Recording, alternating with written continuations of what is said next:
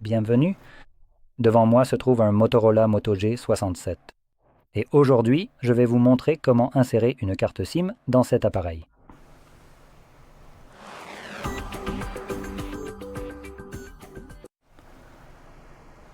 Pour cela, vous aurez besoin d'un outil d'éjection de SIM comme celui-ci qui est fourni avec l'appareil dans la boîte.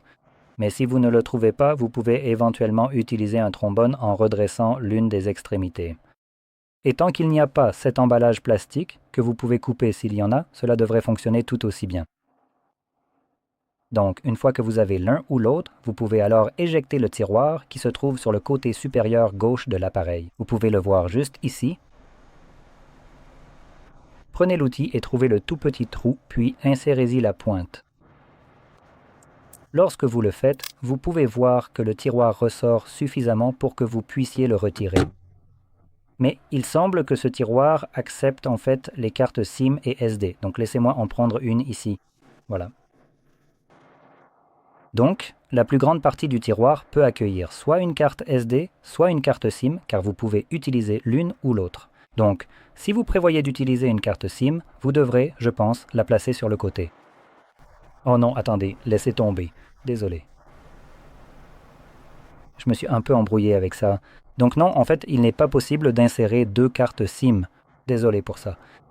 Donc, il n'y a qu'une seule carte SIM ici, qui va dans le petit emplacement, et le plus grand est réservé à la carte SD. Et je dis bien réservé car il ne peut servir à rien d'autre. Maintenant, assurez-vous que les cartes sont bien clipsées en place.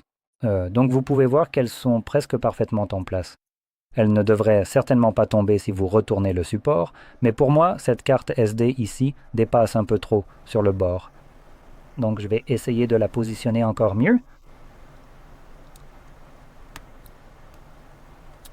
Allez.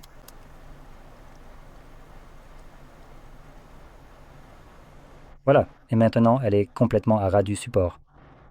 À partir de là, réinsérez-le dans votre appareil et vous pouvez voir que ces cartes fonctionnent immédiatement.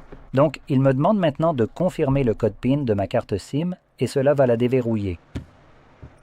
Maintenant, il s'agit juste d'un code PIN pour le téléphone et la carte SD devrait, oui voilà, fonctionner aussi, ce que je viens de voir avec la vraie notification. Donc, il la détecte également.